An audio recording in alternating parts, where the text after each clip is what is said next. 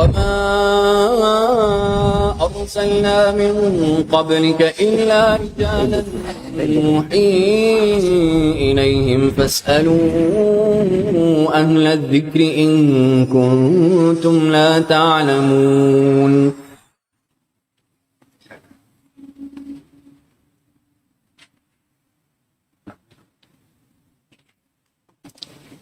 Baik, bismillahirrahmanirrahim. Assalamualaikum warahmatullahi wabarakatuh. Alhamdulillahirabbil alamin, hamdan katsiran thayyiban mubarakan fi, kama yuhibbu rabbuna wa yarda amma ba'd.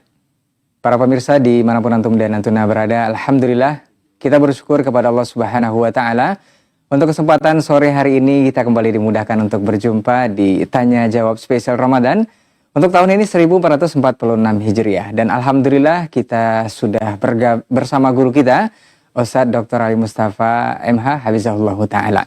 Nanti kita akan berbincang bersama beliau dan menjawab juga berbagai pertanyaan antum seputar Ramadan nanti insya Allah di 0811750606. Kemudian kita berselawat dan salam kepada Rasulullah Sallallahu Alaihi Wasallam selaku uswah hasanah kita dalam kehidupan. Senantiasa kita bermohon juga selawat dan salam kita tersampaikan selalu hendaknya kepada seluruh keluarga beliau, kepada para sahabat-sahabatnya, dan tentunya kepada orang-orang yang berpegang teguh kepada sunnah-sunnahnya hingga hari kiamat kelak. Baik, para pemirsa dimanapun antum dan antuna berada, sebelum kita bersoal jawab, menjawab berbagai pertanyaan antum nanti yang akan bisa langsung menelpon juga di 0811755606 atau pesan singkat di layanan WhatsApp nantinya akan kita bacakan. Kita sapa dulu guru kita yang sudah bersama kita untuk hari ini. Assalamualaikum warahmatullahi wabarakatuh, Ustaz. Waalaikumsalam warahmatullahi wabarakatuh. Kabar baik, Ustaz ya?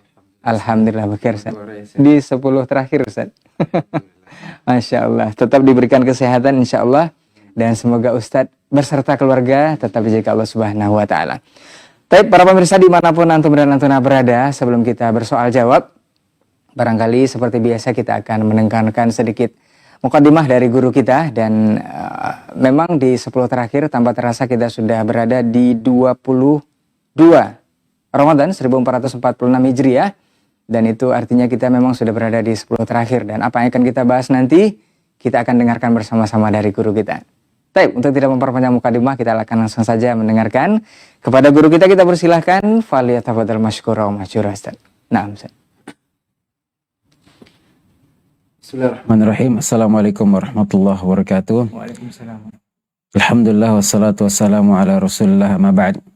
Alhamdulillah, segala puji bagi Allah Subhanahu wa taala yang masih mempertemukan kita di bulan yang mulia.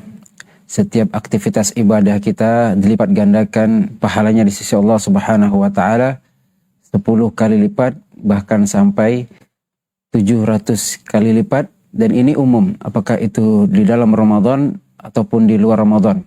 Dan para ulama menjelaskan ibadah yang dilakukan di dalam Ramadan lebih besar pahalanya di sisi Allah Subhanahu wa taala.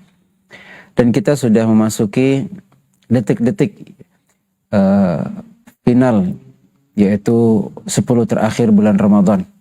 Nabi SAW yajtahid, bersungguh-sungguh beribadah. Dan Nabi SAW adalah manusia yang paling sempurna beribadah kepada Allah Subhanahu wa taala. Dan ibadah Nabi SAW bertambah ketika masuk pada bulan Ramadan. Dikatakan Nabi SAW adalah kana ajwadan nas, manusia paling dermawan. Wa kana ajwad ma yakun fi Ramadan, kedermawanan Nabi bertambah ketika bulan Ramadan. Begitu pula ibadah Nabi SAW bertambah ketika bulan Ramadan. Kan tapi ketika memasuki 10 terakhir bulan Ramadan, kembali Nabi SAW yajtahidu ma la yajtahid fi ghairihi. Bertambah ijtihad Nabi SAW, bertambah ibadah Nabi SAW dibandingkan 10 pertama atau 10 kedua. Di hadis yang lain dijelaskan bahwasanya Nabi SAW idza dakhala al-ashr shadda mi'zarahu, beliau kencangkan ikat pinggangnya, dalam artian tidak menggauli istri beliau. Maka mafhum mukhalafah di sini adalah 20 hari pertama Nabi SAW memberikan nafkah batin kepada istri-istri beliau, menggilir mereka. Tapi ketika masuk 10 hari terakhir, Nabi fokus, Nabi kencangkan ikat pinggangnya. Wa ahya lailahu, beliau hidupkan malamnya. Wa iqadha ahlahu, dan beliau bangunkan keluarganya. Ahibati fillah rahimakumullah. Pada 10 terakhir Nabi SAW menjauhi istrinya. Kemudian Nabi SAW menghidupkan malamnya. Sebagian ulama mengatakan memang Nabi full tidak tidur. Ketika masuk malam, Nabi mulai daripada maghrib, karena malam itu dihitung daripada azan maghrib sampai azan subuh. Full Nabi beribadah, tidak ada istirahat. Ini makna pertama, ahya lailahu, full bergadang. Sebagian ulama yang lain mengatakan mayoritas malamnya. Ya, mayoritas malam andai kata mungkin di awal Nabi tidur, maka di akhir Nabi bangun. Atau dibalik, Nabi bangun di awal kemudian di akhir tidur. Ala kulli hal, Nabi SAW memperbanyak ibadah malam hari dibandingkan 10 pertama, 20 pertama. Kemudian apa yang dilakukan Nabi SAW ketika menghidupkan 10 terakhir bulan Ramadan? Jelaskan bahwasanya Nabi SAW i'takafa, beriktikaf di Masjid Nabawi. Idza dakhala al-ashr, Nabi SAW i'tikaf hatta tawaffahullah, dan ini senantiasa dilakukan Nabi SAW sampai wafat. Ibadah i'tikaf ini senantiasa dilakukan Nabi SAW. Pernah dahulu di awal-awal Nabi SAW i'tikaf 30 hari. Beliau mencari malam Lailatul Qadar di 10 pertama, ternyata tidak ada 10 kedua. Kemudian ini sebelum diberitahu oleh Allah Subhanahu wa taala bahwasanya Lailatul Qadar itu ada di 10 ketiga. Kemudian Nabi SAW menganjurkan kita untuk mencarinya. Taharrau Lailatul Qadri fil ashril awakhir min Ramadan. Carilah malam Lailatul Qadar itu di 10 terakhir. Kemudian Nabi persempit lagi. Carilah malam Lailatul Qadar tersebut di fil autar, fil witr, dalam malam-malam ganjil. 21, 23, 25, 27, 29. Pada 10 terakhir bulan Ramadan. Kemudian ahibati fillah rahimakumullah, ketika Nabi SAW wafat, maka para istri Nabi SAW juga melanjutkan sunnah ini. Mereka beriktikaf di Masjid Nabawi setelah Nabi SAW wafat. Maka ahibati fillah rahimakumullah, ibadah yang bisa kita lakukan adalah iktikaf. Kita berdiam diri di masjid, kita beribadah. Dan lebih spesifik, apa ibadah yang kita lakukan ketika berdiam diri malam hari di 10 terakhir bulan Ramadan? Nabi SAW sudah jelaskan, man qama Lailatul Qadri, barang siapa yang qama, berdiri pada malam Lailatul Qadar, dan kita tidak tahu kapan malam itu datang, imanan wahtisaban, karena iman dan ihtisab mengharapkan pahala, ghufira lahu ma taqaddama min dzambi, diampuni dosanya yang telah berlalu. Maka sebagian ulama mengatakan ahya lailahu itu full. Apapun aktivitas ibadah, mau baca Al-Quran, mau sedekah, birrul walidain, silaturrahim, belajar, maka ini juga dibolehkan. Akan tapi Nabi SAW di sini menjelaskan secara spesifik, yaitu qoma. Qoma ini adalah iqamatus shalah, tegak mendirikan salat. Maka Allah Ta'ala alam, ibadah yang paling afdal menghidupkan 10 terakhir yaitu dengan berdiri salat. Berdiri kita melaksanakan qiyamul lail. Ditambah Nabi SAW mengatakan, man qama ma'al imam hatta yansarifa kutiba lahu qiyamul lailah. Barang siapa yang salat tarawih bersama imam sampai selesai, maka dituliskan baginya salat 1 malam penuh. Terjadi perbedaan pendapat. Apa makna sampai selesai? Apakah sampai selesai sampai witir? Ataukah kapan imamnya selesai? Ya, terjadi perbedaan. Sebagian mengatakan yang namanya selesai pasti sampai witir. Ya, karena Nabi SAW perintahkan untuk menutup sholat malam kita dengan witir.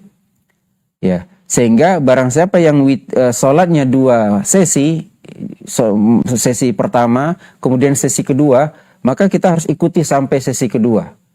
Ya, artinya jeda ini misalnya di Saudi mulai jam 9 sampai jam 11, itu sesi pertama. Sesi kedua mulai jam 12.45 selesai jam 3. Jam 3 baru witir. Maka kita harus ikuti dari A sampai Z. Itu pendapat pertama sampai witir. Pendapat kedua yang mengatakan, ya, kapan imam selesai? Tidak dijelaskan apakah itu sesi pertama, apakah itu sesi kedua. Yang jelas kapan imam itu selesai, maka kita sudah dihitung pahala mengikuti imam. Maka ahibati fillah rahimakumullah, mari minimal kita sholat tarawih bersama imam, minimal kita sholat isya, sholat subuh berjamaah. Kata Nabi SAW, man sholal isya fil jamaah, faka'annama qama nisfal lail. Yang sholat isya berjamaah di masjid dihitung pahala seakan-akan dia menghidupkan setengah malam. Barang siapa yang sholat isya dan subuh berjamaah dihitung pahala seakan-akan dia melaksanakan ibadah satu malam penuh. Maka ini yang perlu kita perhatikan di 10 terakhir bulan Ramadan. Kita datang ke masjid, tidak ada masalah bagi kita yang bisa beriktikaf. Ya, maka kita iktikaf. Tapi barang siapa yang tidak mampu karena kesibukan, karena masih ada dinas, karena kewajiban kita sebagai seorang kepala rumah tangga mencari nafkah, maka manfaatkan malam harinya untuk beribadah. Andai kata tidak bisa kita full beribadah, ya kita cari momen-momen yang memang kita bisa maksimal beribadah pada 10 terakhir Ramadan ini. Barakallahu fikum, sallallahu ala nabiyina Muhammad wa ala alihi wa sahbihi ajma'in. Nah. Barakallahu fikum, jazakallahu khairan untuk pendahuluan dari pertemuan kita untuk kesempatan hari ini mengenai itikaf dan qiyamul lail yang sudah disampaikan oleh guru kita tadi. Dan untuk antum yang ingin bertanya seputar tema kita, boleh di 081175500606. Sepertinya sudah ada yang bergabung. Kita coba terima. Halo, assalamualaikum. Halo, assalamualaikum. Halo, assalamualaikum. Baik, Bapak, sepertinya sudah terhubung. Assalamualaikum. Bisa bertanya, Bu? Iya, dengan Bapak siapa di mana? Dari Oki, Sumatera Selatan. Oh, Oki, Sumatera Selatan. Silakan pertanyaannya kepada Ustaz, Pak. Halo, Pak Oki, silakan. Pertanyaannya, Pak Ustaz, ciri-ciri turunnya Lailatul Qadar itu bagaimana ciri-cirinya? Kemudian ciri-cirinya orang yang mendapatkan Lailatul Qadar itu bagaimana cirinya? Nah. Itu saja, Bapak. Halo, Pak Oki. Terima kasih, Pak Ustaz. Baik. Baik, Pak Oki. Terima kasih. Assalamualaikum warahmatullahi wabarakatuh. Waalaikumsalam warahmatullahi wabarakatuh, Bapak. Dari Oki, Sumatera Selatan sepertinya ya. Oki, Sumatera Selatan. Oki juga nama daerah kalau nggak salah ya. Atau Bapak namanya Oki? Bapak Oki. Tapi Bapak Oki di Sumatera Selatan itu pertanyaan mengenai ciri-cirinya, Ustaz. Ini malam Lailatul Qadar dan orang yang mendapatkannya seperti apa juga ciri-cirinya. Fadhal, Ustaz. Nah, barakallahu fikum, kepada Bapak yang bertanya, apa ciri-ciri malam Lailatul Qadar? Allah Ta'ala alam, ciri-ciri itu diketahui mungkin keesokan harinya dengan matahari terbit, tidak terlalu panas, tidak terlalu redup. Kemudian suasana yang ya tidak terlalu panas dan tidak terlalu redup. Itu mungkin sebagian tempat. Dan di sebagian tempat lain mungkin kondisi bisa saja hujan, bisa saja. Allah Ta'ala juga khilaf para ulama apakah Lailatul Qadar itu sekali turun. Meskipun berbeda tempat, berbeda lokasi, ataukah tergantung tempat. Misalnya di sini malam 27, di sana malam 28. Kemungkinan 2 kali turun. Allah Ta'ala alam. Tapi yang jelas adalah kita berupaya, tidak perlu kita berusaha mencari, karena itu diketahui paginya. Diketahui paginya. Jadi kita berusaha menghidupkan 10 terakhir bulan Ramadan. Barang siapa yang beribadah 10 terakhir ini maksimal, insya Allah dia akan berjumpa. Barang siapa yang bersedekah tiap hari 10.000, tiap hari 20.000. Tidak perlu malam-malam ganjil. Ini sebagian kaum muslimin malam ganjil langsung 1 juta. Malam genap 0. Malam ganjil lagi 500.000. Enggak, angsur saja 10.000, 50.000 setiap hari. Ya, andai kata berjumpa misalnya 10.000 dikalikan, kata Allah Subhanahu wa Ta'ala, Lailatul Qadri khairun min alfi syahrin. Bukan 1000 bulan, tapi lebih baik daripada 1000 bulan. Kita tidak tahu berapa lebih baiknya itu. Kalau dari segi waktunya 83 tahun, 83 tahun lebih. Maka ibadah kita 100.000 atau 50.000 sedekah tadi kita kalikan. Kalau dikalikan sehari 50.000, dikalikan sekian hari, 30 hari, dikalikan 1000 bulan. Jangan dinilai, jangan dilihat nilainya. Allah Subhanahu wa Ta'ala tidak melihat kuantitas jumlah, tapi yang Allah nilai kualitas. Maka tidak perlu kita mencari tanda-tanda fisik, Kita beribadah full saja, tidak bedakan genap dan ganjil. Ini perlu kita perhatikan. Tidak perlu kita bedakan genap dan ganjil. Apa ciri-ciri seorang yang berjumpa dengan malam Lailatul Qadar? Ya, ciri-cirinya adalah ketika dia bisa maksimal full beribadah, tidak membedakan ketika ganjil semangat, ketika genap dia tidak semangat. Tidak perlu membedakan tiap hari kita beribadah, meskipun jumlahnya berbeda, tapi istiqomah. Insya Allah berjumpa dengan Lailatul Qadar. Allah Ta'ala alam. Baik, barakallahu fiik, jazakallahu khairan Ustaz untuk jawabannya. Dari pertanyaan Pak Oki di Sumatera Selatan ya. Mudah-mudahan kita fokus saja ke ibadah yang maksimal dengan berbagai hal dan juga ketaatan yang ada di 10 terakhir ini kita maksimalkan. Mudah-mudahan kita ada salah satu yang berjumpa dengan malam Lailatul Qadar seperti yang disampaikan guru kita tadi. Kita lanjut ke pertanyaan di layanan WhatsApp kita. Sembari kita tunggu telepon antum di nomor yang sama di 0811 755 0606. Kita jawab pertanyaan di WhatsApp Ustaz. Nah. Assalamualaikum warahmatullahi wabarakatuh Ustaz. Assalamualaikum warahmatullahi wabarakatuh. Ustaz, bolehkah jam 10 malam itu kita pergi ke masjid Ustaz, melakukan sholat qiyamul lail dan pulangnya di jam setelah ba'da atau sebelumnya, sebelum sholat subuh atau setelah sholat subuh? Apakah hal ini termasuk kita sudah dihitung pahala itikaf Ustaz? Nah, Barakallahu fikum. Ya, iktikaf itu khilaf para ulama apakah dia punya waktu muhaddad. Sebagian mengatakan minimal 1 hari 1 malam. Sebagian mengatakan harus ada sekian masa. Ya memang kalau berbicara ideal memang full. Dari malam 21 kita masuk sampai nanti malam takbiran kita pulang. Itu idealnya. Tapi mungkin ada sebagian kaum muslimin yang mungkin masih punya pekerjaan, masih punya tuntutan, kantornya belum libur, dia harus mencari nafkah, dia punya istri, dia punya bayi, dia punya orang tua yang perlu dia rawat. Nah, sini perlu kita perhatikan. Mana yang afdol?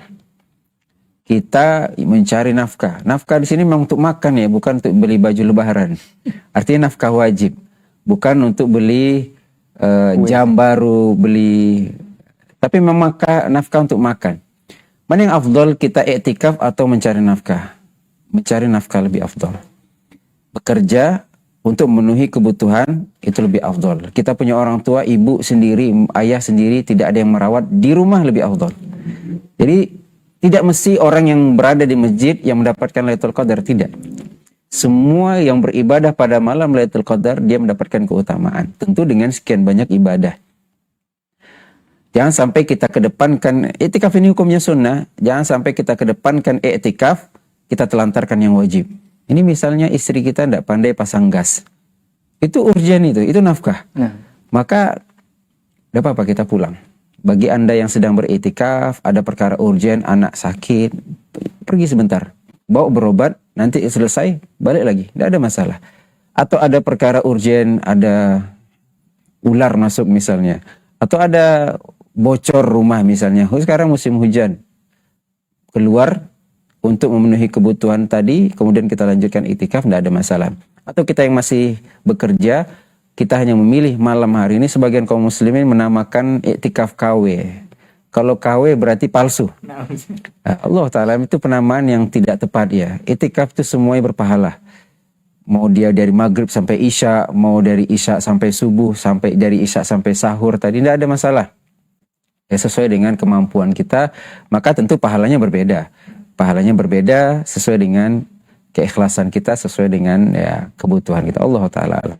Baik, barakallahu fiik, jazakallahu khairan Ustaz untuk jawabannya dari saudara kita yang bertanya mengenai itikaf ya, yang dilaksanakan seperti yang sudah disampaikan di pertanyaan tadi. Kita sepertinya sudah terhubung kembali dengan line telepon, kita coba terima di 081175500606. Halo, Assalamualaikum. Halo, Assalamualaikum. Baik. Terputuskah? Nah, kita lanjut ke pertanyaan Ustaz. Kita informasikan untuk antum yang ingin bertanya itu lebih fokus ke pesawat teleponnya untuk mengecilkan volume televisi atau mematikan saja televisinya biar jawaban atau pertanyaan yang antum sampaikan lebih jelas nantinya insya Allah. Baik, kita jawab pertanyaan yang ada di line WhatsApp kita. Ini sepertinya ada redaksi doa yang ditanyakan Ustaz. Judulnya ini doa menghapus nama kita dan orang tua dari ahli neraka. Ini saya bacakan sedikit, Ustaz, nanti koreksi kalau salah bacanya Ustaz. Allahumma a'tik riqabana wa riqaba abaina wa ummahatina wa azwajina wa dzurriyyatina wa ikhwanina minan nar ya arhamar rahimin. Ini pertanyaannya Ustaz, apakah doa tersebut ada dalilnya? Dan apakah boleh kita berdoa dengan lafaz khusus namun tidak ada dalilnya? Bagaimana Ustaz kaidahnya? Mohon penjelasan, barakallahu fikum. Nah, Fika barak. Allah Ta'ala alam, saya tidak tahu apakah itu ada hadis tentang itu secara tekstual, Allah Ta'ala alam. Tapi apakah boleh berdoa dengan redaksi tadi? Seperti tidak ada masalah. Allahumma a'tik, ya Allah bebaskan riqab, leher, minan nar, ya Allah lepaskanlah aku dari api neraka, wa riqab abaina wa ummahatina wa azwajina wa dzurriyyatina wa ikhwanina. Boleh saja, karena doa itu pada dasarnya ya meminta kepada Allah umum. Silakan kita berdoa dengan lafaz apapun. Tapi apakah itu ada lafaz khusus dalilnya? Allah Ta'ala alam. Selagi itu doa itu bersifat, jadi doa ini ada dua. Ada doa yang bersifat umum, ada doa yang bersifat khusus. Doa yang bersifat khusus tentu untuk sesuatu yang khusus. Ya, seperti doa minta hujan. Ya Allahumma sayyiban, Allah ketika turun hujan turun, Allahumma sayyiban nafi'an. Bolehkah kita berdoa dengan lafaz lain? Silakan. Bebas saja. Tapi ada lafaz khususnya, ada. Sehingga lafaz ini tidak boleh kita gunakan di tempat yang lain. Doa masuk WC, doa masuk masjid, itu kan doa semua. Apakah boleh dengan zikir-zikir yang lain? Allah Ta'ala alam. Yang jelas kalau maknanya doa, boleh kita berdoa dengan apapun. Tapi apakah ada dalil khusus tentang itu? Allah Ta'ala alam, saya tidak tahu. baik. Nah, jazakallahu khairan untuk jawabannya dari saudara kita yang bertanya mengenai redaksi doa yang sudah disampaikan tadi. Baik, kita coba terima telepon kembali di 0811755606. Halo, assalamualaikum. Waalaikumsalam. Nah, dengan siapa di mana Bapak? Ini dengan Muslim Ustadz di Riau. Ya, silakan Pak Muslim, pertanyaannya kepada Ustadz. Assalamualaikum Ustadz. Waalaikumsalam warahmatullahi wabarakatuh. Saya mau tanya Ustadz tentang membaca Al-Quran Ustadz. Nah, Waktu kita membaca Al-Quran itu boleh nggak kita bicara lain Ustadz? Itu saja Bapak Muslim? Iya, setelah kita bicara yang lain-lain itu kemudian kita baca lagi ke Al-Quran itu tanpa dijeda.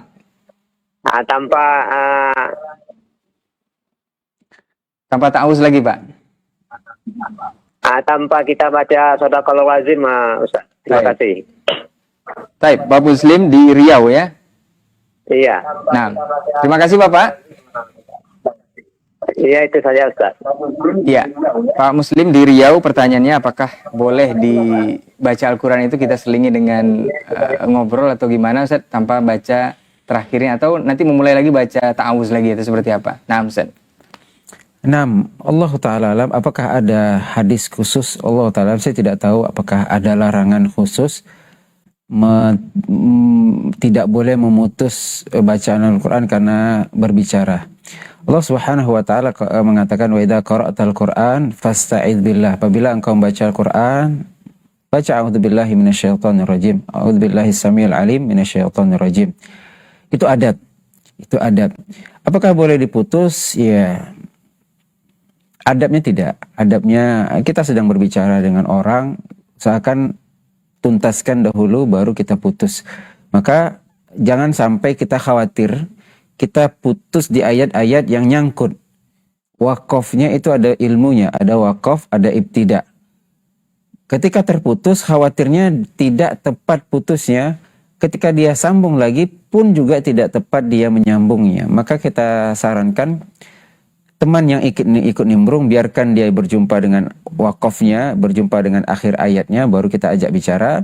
Atau ketika kita tidak tahu di mana dia wakaf, maka kita sebagai qori tadi kita mencari di mana, kita sapa dia dulu, kita kasih isyarat, selesaikan bacaan kita, baru kita sapa dia, baru kita jawab salam dia. Meskipun dia mengucapkan salam, kalau ayatnya belum selesai sampai ujung dan kita belum bisa di mana wakafnya yang pas, maka kita tahan kawan kita, selesaikan. Insya Allah tidak ada yang panjang. Kecuali kita baca ayat tentang utang itu, mungkin ayat paling panjang itu 1 halaman. Ada 15 baris ya. Itu pun juga ada wakaf-wakafnya. Ya, kemudian apabila kita ingin menyambung lagi, kita ta'awudz lagi juga ada masalah. Saya tidak tahu apakah ada larangan khusus yang bersifat haram, Allah Ta'ala alam. Tapi kalau berbicara adab tentu ya afdalnya tidak, Allah Ta'ala alam. Baik, barakallahu fiik, jazakallahu khairan Ustaz. Insyaallah temannya juga paham Ustaz ya. Alhamdulillah.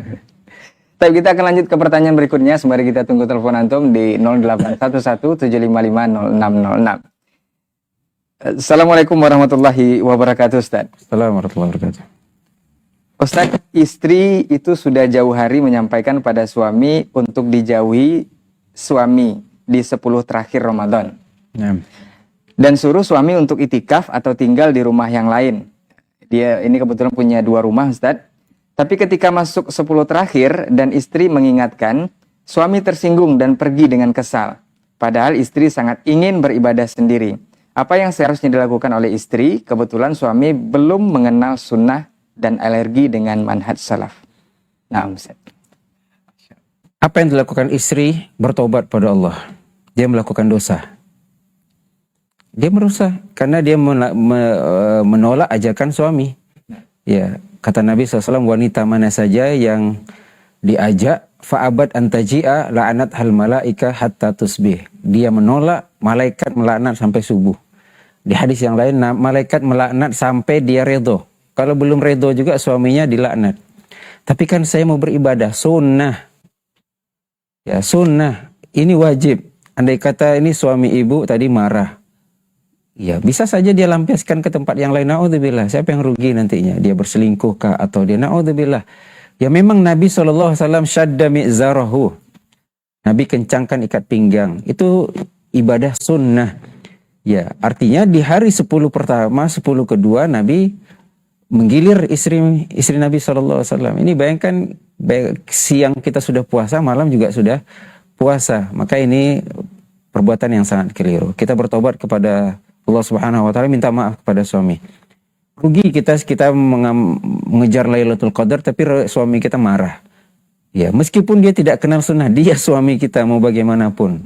Kata Nabi SAW, "Unduri aina antimin." Lihat posisimu di mata suamimu, fa innahu huwa jannatuki aw naruki, surga nerakamu di suami. Kata Nabi SAW, wanita itu mudah masuk surga. Idza shallatil mar'atu khamsaha, salat 5 waktu, wa shamat syahraha, puasa Ramadan, wa hafizat farjaha, jaga kehormatan, wa ata'at ba'laha, taat suami. Ini sudah ibu lakukan, tapi satu ini kita tak punya. Ya. Kalau kita punya semuanya, maka surga sudah. Tapi kalau 3 sudah punya, suami kita durhaka, apalagi yang bisa kita andalkan. Maka dengan kita melayani suami kita, bisa saja itu menjadi ibadah yang bisa kita banggakan. Meskipun itu di malam Lailatul Qadar. Lihat ketika berhubungan badan, apa kata Nabi? Wa fi bud'i ahadikum sadaqah. Kalian berhubungan badan sedekah. Itu juga ibadah, Allah Ta'ala alam. Barakallahu fiik, jazakallahu khairan jawabannya untuk yang bertanya, dan ini bisa juga disimak ya Ustaz ya di pertemuan kita sebelumnya Ustaz, masih Betul. bahas yang tadi Ustaz ya. Betul. Nah, bisa disimak oleh ibu yang bertanya untuk kesempatan hari ini. Dan untuk antum yang ingin bertanya di telepon, kembali kita persilahkan untuk 0811-755-0606. Sembari kita tunggu, kita jawab kembali pertanyaan seputar itikaf. Ada yang bertanya di layanan WhatsApp kita. Assalamualaikum warahmatullahi wabarakatuh Ustaz. Assalamualaikum warahmatullahi wabarakatuh. Ustaz, apa hukum seseorang yang beritikaf di masjid, namun beliau ini berbuka di sebuah restoran bersama keluarga, kemudian kembali ke masjid ketika sholat Isya? Apakah itikafnya sah Ustaz? Naam Ustaz. Naam. Beritikaf kemudian dia keluar di restoran dalam artian mungkin cari makan. Karena mungkin kebetulan masjid itu tidak menyediakan makan, maka kita bersyukur pada Allah Subhanahu wa taala. Sebagian masjid memang zaman dulu itu seperti itu. Zaman dulu itu masing-masing. Ya, Nabi SAW dikatakan oleh ibunda kita Aisyah, tidak keluar daripada masjid kecuali li hajatil insan, kecuali kebutuhan manusia. Apa kebutuhan manusia? Yang tidak ada di masjid, kamar mandi. Meskipun kamar mandi, jangan bayangkan kamar mandi yang ada sekarang di masjid. Ya memang kamar mandi jauh. Kedua, apalagi kebutuhan manusia? Ya makan kadang. Makan dia harus belanja. Dia harus beli. Itu juga insya Allah tidak ada masalah. Dan ibunda kita Aisyah lebih spesifik mengatakan Nabi SAW memasukkan kepalanya ke rumah. Jadi rumah Nabi itu nempel dengan masjid. Beliau julurkan kepala beliau, kemudian ibunda kita Aisyah menyisir rambut Nabi SAW. Kan bisa aja Aisyah masuk masjid, ternyata Aisyah tidak bisa masuk masjid karena beliau sedang kondisi haid. Yang lain, Sofiyah, ibunda kita Sofiyah radhiyallahu taala anha datang menjenguk Nabi SAW, apakah bawa makanan atau sekedar ngobrol pun boleh. Lagi kita zaman sekarang sudah ada handphone, jadi jangan disalahkan dia iktikaf nelpon. Itu istrinya, itu anaknya. Dia punya kewajiban, apa kata Nabi, wa ahya wa aiqadha ahlahu. Dia bangunkan istrinya. Sekarang dia iktikaf, istrinya di rumah, gimana cara bangunkannya? Dengan telepon. Nah, ibunda kita Sofiyah jenguk Nabi sedang iktikaf, datang ke masjid malam-malam, ditemani oleh Nabi SAW. Kemudian otomatis ibunda kita Sofiyah pulang sendirian. Apakah Nabi biarkan istrinya keluar sendiri? Enggak, Nabi antar. Artinya apabila itu suatu kebutuhan, tidak ada masalah. Tidak ada masalah kita keluar, apalagi tadi dengan keluarga, ada kebutuhan keluarga yang mungkin perlu kita perhatikan. Allah Ta'ala alam. Baik. Barakallahu fiik, jazakallahu khairan Ustaz untuk jawabannya. Dari saudara kita yang bertanya mengenai itikaf seseorang yang keluar untuk mencari makan bersama keluarganya. Baik, kita lanjut ke pertanyaan berikutnya dari Pekanbaru. Hamba Allah, Assalamualaikum warahmatullahi wabarakatuh Ustaz. Assalamualaikum warahmatullahi wabarakatuh. Ustaz mau bertanya mengenai salat malam atau qiyamul lail, khususnya di 10 terakhir Ramadan ini Ustaz. Ada anda baca kalau salat sunnah itu 22 Ustaz.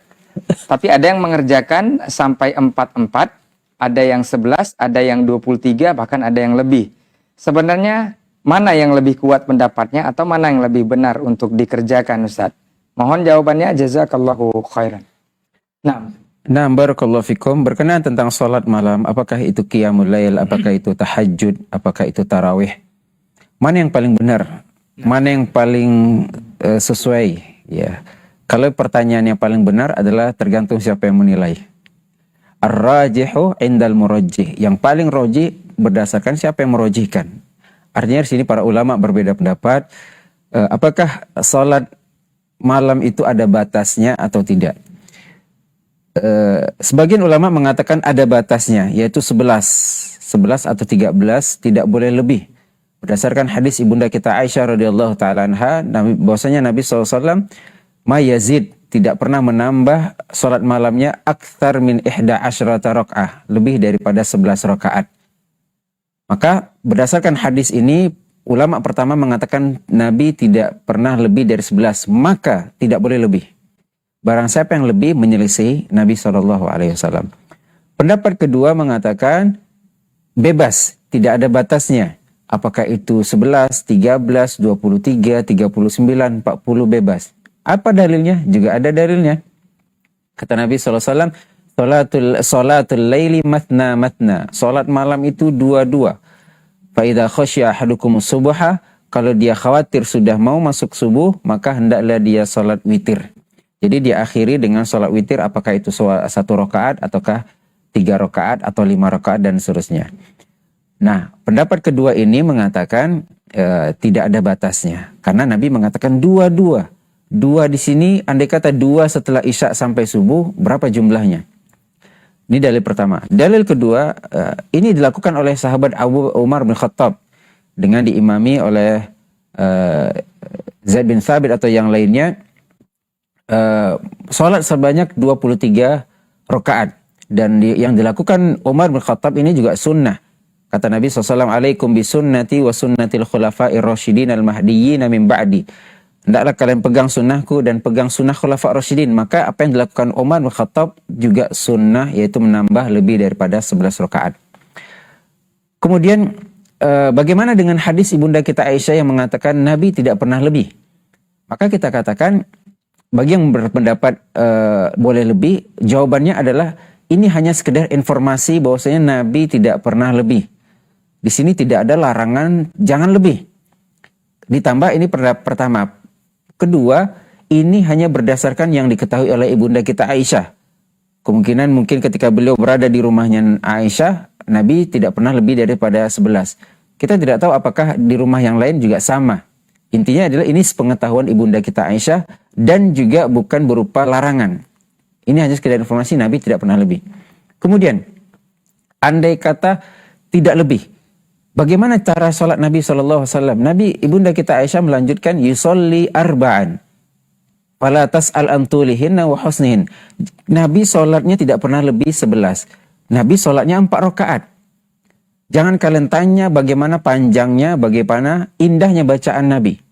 Maka di sini seakan-akan kontradiksi. Hadis tadi Nabi katakan sholat malam 22. Hadis ini berdasarkan informasi ibunda kita Aisyah, sholat malam Nabi 4 rakaat. Seakan-akan kontradiksi, maka para ulama menggabungkan. Sehingga tak heran terjadi khilaf. Tidak ada kontradiktif dalam dalil, tapi sudut pandang kita yang berbeda. Sebagian ulama mencoba menggabungkan. Apa penggabungannya? Barang siapa yang bacaannya panjang, maka jumlah rakaatnya 11. Barang siapa yang bacaannya pendek, maka jumlah rakaatnya 23. Ini iswabat sunnah. Keduanya mendapatkan sunnah. Di zaman Umar bin Khattab mungkin kita tidak sanggup. Salat sekian, Nabi SAW dikisahkan bahwasanya bacaan beliau Al-Baqarah, bacaan beliau Ali Imran, bacaan beliau An-Nisa 1 rakaat. Bahkan pernah Nabi sholat sampai mendekati subuh. Siapa dari kita yang sanggup? Maka dapatlah kesimpulan, sebagian ulama mengatakan, jadi ada 3, kita coba simpulkan. 1 mengatakan tidak boleh lebih 11. 2 mengatakan tidak ada batas. 3 mencoba menggabungkan. Yaitu barang siapa yang bacaannya panjang, 11, ambil. Itu yang sunnah.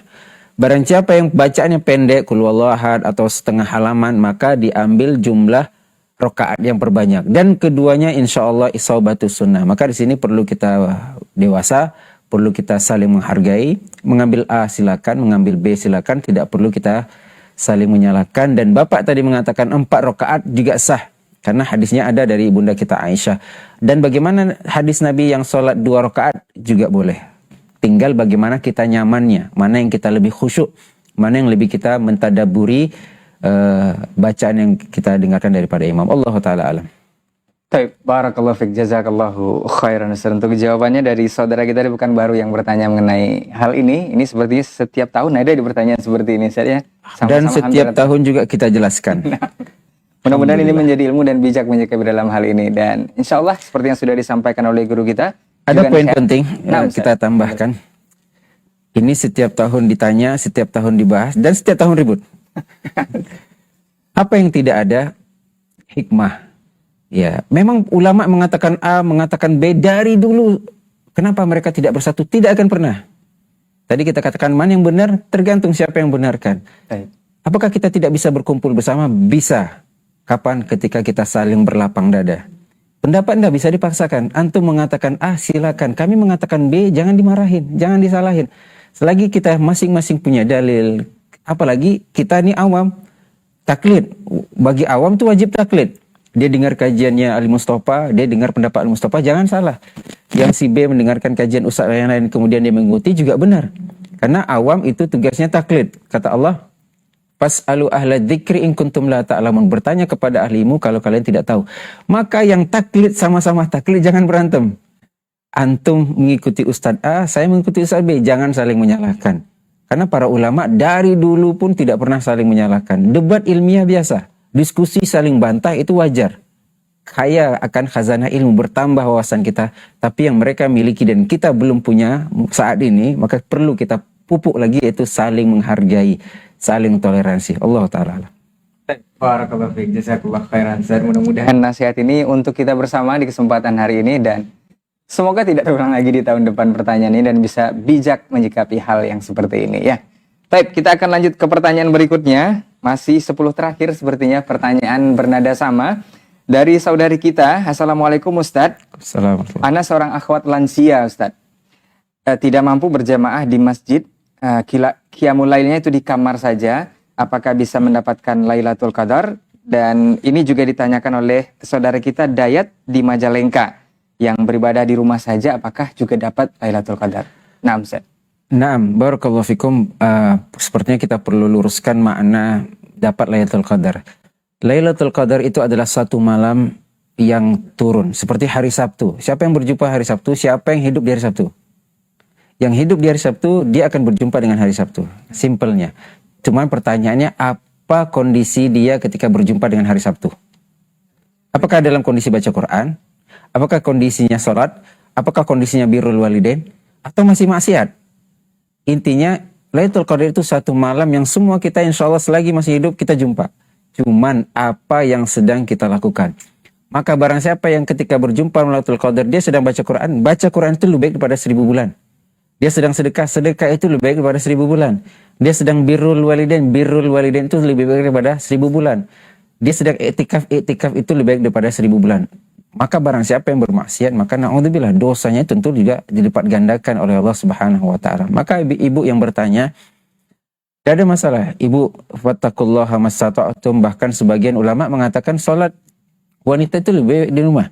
Kata Nabi SAW, salat wanita itu di rumahnya lebih baik daripada di masjid. Tapi andai kata kita mendapatkan khusyuk di masjid, berangkat.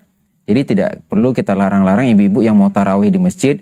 Karena ketika dia tarawih di rumah dia tidak maksimal, hafalannya tidak ada, suaminya berangkat ke masjid, ya masa istrinya ditinggal. Maka ketika itu boleh kita ajak, yang intinya adalah khusyuknya mana. Andai kata ibu berangkat ke masjid, kemudian tidak bisa khusyuk karena faktor usia, karena faktor lain, maka kita di rumah saja, insya Allah ya tetap sama. Orang yang sholat duduk, sebagian orang mengkritik, ya. Ini keliru ya, sebagian teman-teman menganggap remeh, sholat kok dia masih sehat, masa tidak sanggup? Kalau memang tidak sanggup, mau gimana? Dan ini sholat sunnah. Sholat sunnah itu bebas, mau duduk, mau dia baring, hanya saja pahalanya tentu berbeda. Beda dengan sholat fardu. Sholat fardu wajib berdiri, kecuali yang punya uzur. Maka sholat sunnah meskipun tidak punya uzur, boleh duduk. Tidak ada masalah. Daripada dia ngantuk, ditahan-tahan, akhirnya tumbang, akhirnya duduk dia ngopi segala macam, berdiri saja. Duduk dia di mana dia nyangkut, duduk. Di mana dia sudah merasa fresh lagi, berdiri lagi, tidak ada masalah. Dan para sahabat juga ya bertelekan mereka di tongkatnya, bersender mereka, ada bahkan sebagian begitu. Jadi tidak ada masalah. Jadi untuk ibu yang bertanya, insya Allah tetap mendapatkan malam Lailatul Qadar. Allah Ta'ala alam. Barakallahu fiik, jazakallahu khairan untuk jawabannya dari pertanyaan ibu kita dan juga yang saudara kita Dayat di Majalengka dengan pertanyaan yang sama. Sepertinya mudah-mudahan tergantung dari kondisi kita seperti apa di malam itu, Ustaz ya. Betul. Mudah-mudahan memang dalam ketaatan kepada Allah Subhanahu wa taala, khususnya di 10 terakhir ini. Kita akan lanjut ke pertanyaan berikutnya masih di layanan WhatsApp kita. Assalamualaikum warahmatullahi wabarakatuh, Ustaz. Assalamualaikum warahmatullahi wabarakatuh. Ini belum masuk tapi udah pertanyaan seputar zakat, Ustaz. Nah. Kita jawab, Ustaz ya. Assalamualaikum, Ustaz. Afwan mau bertanya, Ustaz. Apakah sah kalau zakat fitrah kita diserahkan dari tanggal sekarang, Ustaz? Dikarenakan mau silaturahim ke Pulau Jawa dari hamba Allah di Jambi, Ustaz. Nah, Serahkan ke masjid atau ke yang mustahik? ini belum ada keterangannya, Ustaz. Cuma diserahkan. Kalau serahkan ke masjid boleh. Karena masjid akan memberikan H-1, H-3 atau sebelum sholat. Itu boleh. Jadi kita nyerahkan sekarang itu hanya administrasi saja. Masjid simpan dulu, masjid kumpulkan dulu, H-3, H-1 baru didistribusikan. Tapi kalau kita berikan sekarang kepada mustahik, ini kurang tepat. Ya, karena zakatul fitr. Zakat fitr. Fitr ini Idul Fitri. Maksudnya zakat fitri ini adalah ta'matun lil masakin. Agar ketika hari Idul Fitri dia punya makan, dia tidak kelaparan. Kalau bapak ibu kasih sekarang, hari tanggal 25 Ramadan dia sudah habis berasnya. Tanggal ini sudah habis. Akhirnya Idul Fitri kelaparan lagi. Nah, itu diantara hikmah. Bahkan sebagian ulama mengatakan di awal Ramadan tidak sah apabila kita bayar zakat fitri di awal-awal Ramadan. Karena tidak sesuai dengan penamaan. Yang dimaksud zakat mal, ya zakat mal tidak tunggu Idul Fitri. Ini sebagian juga keliru. Menerima zakat fitrah, zakat mal. Seharusnya zakat mal kapan nisab bayarkan meskipun tidak Ramadan. Ya, cuman kurang ilmu kita, ya sudah kita sekalian tidak ada masalah. Boleh saja. Maka zakat mal tidak ada kaitannya dengan waktu. Intinya kapan dia sudah panen, kapan dia sudah sampai nisab, sudah haul, dikeluarkan zakatnya. Tapi tadi dikatakan boleh atau tidak. Kalau diberikan kepada yang mustahik langsung, kita tidak anjurkan. Tapi kalau diberikan ke masjid, insya Allah tidak ada masalah. Karena masjid akan berikan H-3. Allah Ta'ala. Barakallahu fiik, jazakallahu khairan untuk jawabannya. Pertanyaan dari saudara kita mengenai zakat fitr ya, yang diserahkan lebih awal. Ini kalau ke masjid, insya Allah tidak ada masalah. Tapi kalau mustahiknya disarankan tidak, Ustaz ya. Betul. Karena takut seperti yang sudah disampaikan oleh guru kita tadi. Baik, kita akan lanjut ke pertanyaan berikutnya. Masih seputar zakat fitrah. Assalamualaikum warahmatullahi wabarakatuh, Ustaz. Assalamualaikum. Ustaz, bagaimana membayar bagaimana hukum membayar zakat fitrah itu dengan uang? Manakah yang lebih utama, ini dengan uang atau dengan makanan pokok seperti beras dan yang semacamnya? Syukran Ustaz untuk jawaban. Zakat apa? Zakat fitrah Ustaz. Nah, zakat fitrah itu tu'matun lil masakin, makanan pokok. Dia kata makanan pokok kita korma, gandum. Sebagian orang mengatakan bid'ah beras. Iya, kita katakan iya. Kenapa bid'ah? Karena memang tidak ada beras di zaman Nabi. Tapi apakah bid'ah dari segi syariat? Tentu tidak. Bid'ah itu artinya sesuatu yang baru. Karena Nabi SAW hanya memberikan kaedah umum yaitu makanan. Maka dari kaedah ini banyak cabangnya. Apapun yang kalian makan, kalau kalian makannya gandum, maka gandum. Kalau kalian makannya kurma, Kalau kalian makannya jagung. Kalau makannya beras. Maka tidak dikenamakan bid'ah dari segi syariat. Tidak dinamakan zakat dengan beras itu bid'ah. Tapi dari segi bahasa bisa saja. Dan dari segi bahasa itu tidak mempengaruhi. Karena syariat ini bukan dari segi bahasa, tapi yang diambil adalah dari segi istilah syariatnya. Maka zakat ini dengan beras. Dengan makanan pokok tidak boleh dengan uang. Kecuali kita titipkan ke masjid. Nanti kan ada itu daftar menu harga berapa, nanti panitia masjid yang beri. Jadi kita istilahnya nitip, Pak, saya belikan beras yang paling mahal. Kami ada 4 orang, berarti 1 karung. 1 karung berapa? 5 kilo ya? Yang ada yang tidak, yang 10 kilo. 10 kilo, maaf. Zakat kita itu 2,5, walaupun ada khilaf 27, 3 kilo. Ya, andai kata kita 2,5 berarti 4 orang berarti 10 kilo. Tolong berikan beras yang tipe A. Maka itu jatuhnya kita tetap dengan beras, cuman kita minta tolong pengurus masjid belikan. Ketika dibelikan, ketika didistribusikan oleh pengurus masjid, itu bentuknya beras, bukan bentuknya uang. Walaupun ada pendapat yang mengatakan boleh dengan uang. Dan itu pendapat Abu Hanifah yang mengatakan boleh zakat dengan uang. Dan ada pendapat yang bagus lagi, pendapat Syekhul Islam Taimiyah rahimahullah ta'ala atau yang lainnya, melihat situasi dan kondisi. Andai kata di suatu tempat itu beras sudah banyak, tapi duit tidak ada. Dia butuh, si miskin ini butuh dengan duit. Andai makanannya banyak bertumpuk, tapi listriknya habis. Kompornya habis. Kita kok masak pakai kompor. Andai kata, tapi lauknya tidak ada. Misalnya, maka dilihat maslahatnya. Mana yang lebih manfaat bagi si miskin ini. Ketika itu yang lebih manfaat, maka boleh kita berikan dengan uang. Cuman tentu lebih aman kita katakan tadi, untuk menghindari perbedaan pendapat, yaitu dengan beras. Allah Ta'ala. Baik, barakallahu fikum. Jazakallahu khairan untuk jawabannya mengenai persoalan zakat fitrah ini ya. Apakah dibayar dengan makanan pokok atau dengan uang tadi. Seperti yang sudah disampaikan oleh guru kita, mudah-mudahan kita bisa mencermati dan nasihat serta ilmu untuk kita bersama di hari ini. Kita akan lanjut ke pertanyaan berikutnya. Silakan. Ada tambahan Ustaz atau kita jawab? Tambahan sedikit. Tambahan kita untuk amil zakat ya. Satu, amil zakat itu dikatakan amil kalau dia resmi dari pemerintah. Dari Basnas kah atau dari apa yang sudah resmi, baru dia dikatakan amil zakat dan dia dapat zakat. Kedua, jangan sampai kita menjual beras. Kadang kan kita ketika kita melakukan akad, kita menjual beras yang ada di atas meja. Padahal itu bukan beras kita.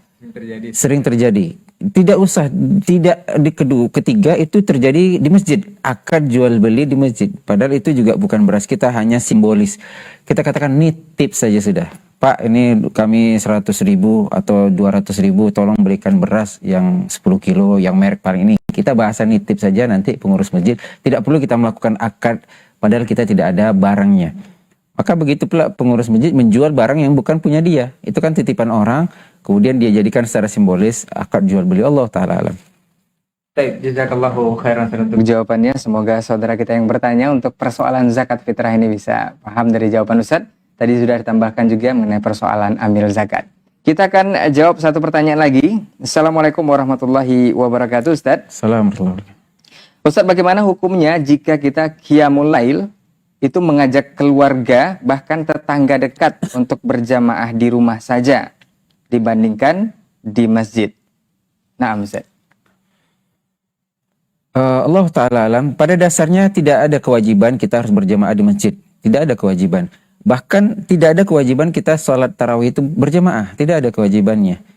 Andai kata kita bisa dan kita punya hafalan, kita punya anak yang hafalannya bagus, ya sudah, ini ada acara bukber misalnya, kita kumpul acara bukber, kita masih ngobrol-ngobrol, rugi sekiranya kalau kita terpotong dengan, ya sudah kita nanti aja kita sholat tarawih bareng, tidak ada masalah, insya Allah tidak ada masalah. Lagi di sini dikatakan mengajak keluarga itu tuh lebih afdol ya, lebih afdol bagaimana kita, bagaimana Nabi SAW wa aiqadha ahlahu, beliau bangunkan keluarganya, beliau gedor pintu keluarganya, ayo sholat, jangan tidak sholat, ayo. Maka di sini perlu perhatikan.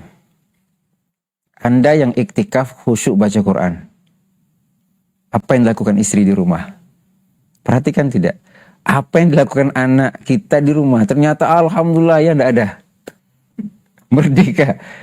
Maka tentu iktikaf kita ya perlu kita evaluasi lagi. Apakah saya mau ibadah saat ternyata ibadah kita yang paling afdol itu ku anfusakum wa ahlikum. Jaga dirimu, jaga keluargamu. Jangan sampai kita iktikaf, kita beribadah kepada Allah, anak kita maksiat. Mana kakak belum pulang, lagi bukber sama kawannya, jam 11 malam belum pulang. Tapi kalau ada ayah mungkin tidak berani. Sehingga tidak maslahat kalau memang bukber kita, iktikaf kita menimbulkan sesuatu seperti itu. Tapi kalau kita bisa iktikaf bareng, istri kita di atas, istri kita di belakang, kita di sini, alhamdulillah. Atau kita bisa memastikan keluarga kita aman dari segi finansialnya, dari segi nafkahnya sudah aman.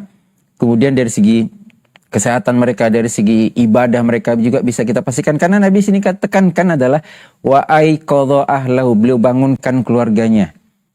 Kalau ternyata dakwah kita kepada keluarga kita terbatas karena kita itikaf, maka perlu kita evaluasi. Allah Ta'ala alam. Ngajak tetangga pun apa ya? Alhamdulillah, suatu kemuliaan. Tapi jazakallah khairan untuk jawabannya dari saudara kita yang sudah bertanya mengenai persoalan itikaf di rumah atau qiyamul lail di rumah tadi. Mudah-mudahan ini bisa bermanfaat. Satu pertanyaan lagi Ustaz, sebelum kita masuk ke kata nasihat atau nasihat terakhir. Assalamualaikum warahmatullahi wabarakatuh Ustaz. Assalamualaikum. Ustaz, jika suami itu menutup hatinya dan menolak nasihat agama dari kajian-kajian dan selalu menjawab yang dia yakini apa yang dia dapat dari kecil dan dari lingkungannya, apa seharusnya yang dilakukan istri? Khawatir Ustaz, jika Allah tidak menghendaki kebaikan untuk suami, haruskah istri khuluk saja daripada berdosa jika harus bersama? Nah Ustaz. Nah, barakallahu fiik kepada ukhti yang bertanya, yang mengadukan suaminya yang belum dapat hidayah karena punya kebiasaan lama dari kecil, belum lagi masyarakat, dan menutup hati. Masya Allah, ini sudah ada jas, ya sudah kita menjas apakah memang tertutup hatinya. Allah Ta'ala alam. Nabi SAW pernah marah sama orang yang mengatakan demikian, hati tertutup. Ketika itu ada orang kafir yang langsung mengucapkan syahadat ketika pedang sudah dekat lehernya. Saya masuk Islam, saya bersyahadat, langsung dipenggal. Kemudian sampailah kepada Nabi, Nabi marah. Kenapa engkau penggal orang yang bersyahadat? Dia katakan, ya dia pura-pura itu, dia takut mati. Nabi katakan, hal syakak takalba, apa kau sudah lihat hatinya? Apa kau sudah belah dadanya untuk memastikan hatinya tertutup atau tidak? Maka ini tembok. Ibu sudah bangun tembok itu sendiri. Padahal itu mungkin tidak ada. Kita sudah memframing suami saya ini tertutup hatinya. Padahal itu belum tentu. Banyak faktor. Pertama memang kebiasaan itu, namanya kebiasaan. Habit kita itu tidak mudah untuk dirubah. Ditambah mayoritas masyarakat seperti itu. Dia punya itu. Dia punya orang tua, dia punya penghulu, dan dia punya mayoritas. Sehingga wajar dong dia protek terhadap sesuatu yang baru. Apa ibu mendatangkan sesuatu yang baru ini? Belum ada trust, dia belum ada kepercayaan dengan dalil yang kita miliki. Maka perlu doa, perlu sabar, perlu ya. Bolehkah saya khuluk? Boleh. Tapi apakah dengan ibu khuluk, ibu akan dapatkan yang lebih baik daripada itu? Ya sama seperti saya bekerja, ternyata gaji saya kecil, boleh saya berhenti? Silahkan.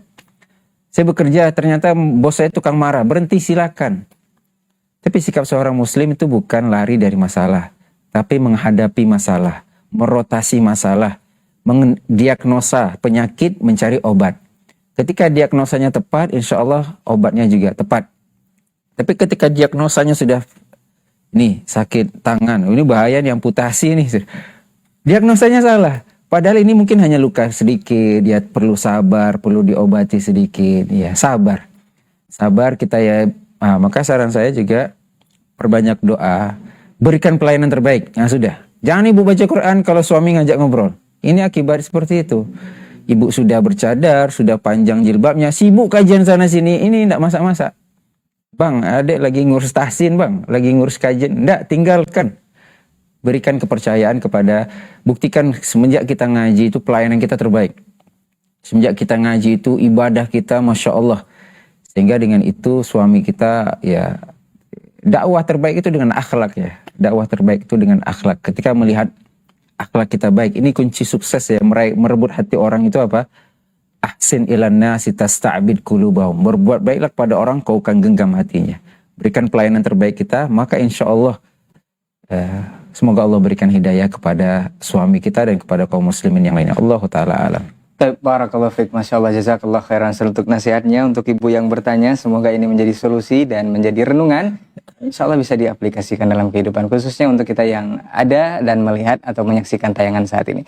Baik Ustadz, sepertinya itu pertanyaan terakhir untuk hari ini. Kita akan dengarkan nasihat penutup dari Ustadz. Fadhal Ustadz. Alhamdulillah, salatu wassalamu ala rasulullah, maba'ad. Ya, semoga pertanyaan dan jawaban yang sudah kita dengarkan itu sebagai nasihat bagi kita. Dan yang paling penting adalah kita mengamalkan apa yang kita dengar. Semoga Allah jadikan kita termasuk orang-orang yang istami'una al-qawla fayattabi'una ahsan. Kita dengarkan dalil, kita dengarkan ilmu, bukan hanya sekedar wawasan, bukan hanya sebagai bahan untuk debat, tapi kita ikuti. Kemudian juga sebagai bahan kita, kalau andai kata di sana ada perkataan yang berbeda, ajang kita untuk bersaling bertoleransi. Kemudian sebagai penutup, Allah Subhanahu wa taala katakan wala tubashiruhunna wa antum aakifuna fil masajid. Jangan engkau gauli istrimu ketika i'tikaf. Larangan menggauli ini perlu dipahami, bukan tidak boleh menggauli istri di 10 terakhir. Ini perlu dipahami. Nabi SAW mengencangkan ikat pinggang benar. Kenapa? Karena beliau sedang i'tikaf. Maka tidak boleh orang yang i'tikaf berhubungan badan dengan istrinya dan itu membatalkan i'tikaf. Tapi bukan berarti kita yang tidak sedang iktikaf tidak boleh. Apalagi mungkin kita iktikafnya hanya beberapa jam. Sebelum berangkat iktikaf kita bercumbu dulu dengan istri kita. Andai kata itu menyebabkan kita lebih semangat, lebih bisa khusyuk beribadah, kerjakan. Tidak ada masalah. Jadi tidak perlu kita aturkan, tidak perlu kita benturkan dalil-dalil yang ada. Tapi perlu menggabungkan dengan menganalisa, mengkompromikan sekian banyak dalil. Ternyata larangan berhubungan badan ini bagi yang akifuna fil masajid, ketika beriktikaf, dan itu juga memang membatalkan iktikaf.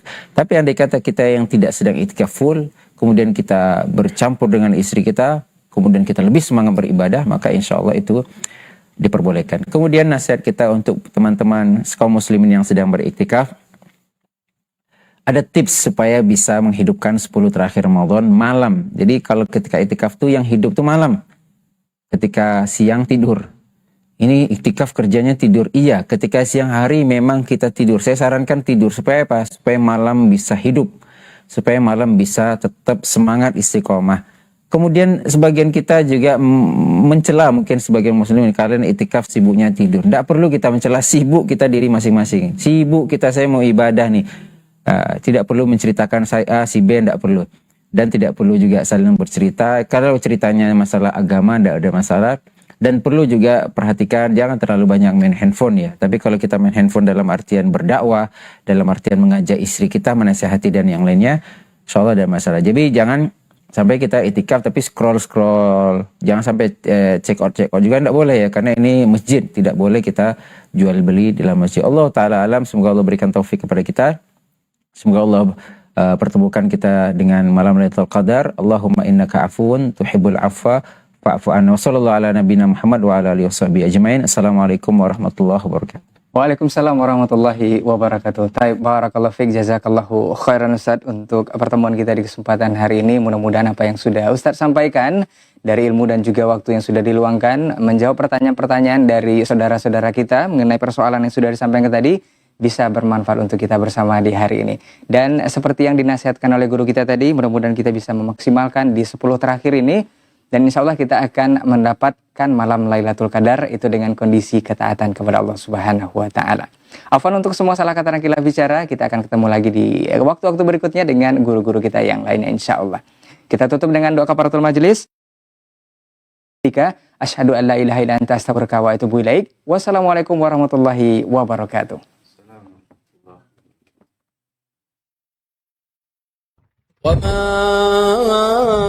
أرسلنا من قبلك إلا رجالا نوحي إليهم فاسألوا أهل الذكر إن كنتم لا تعلمون.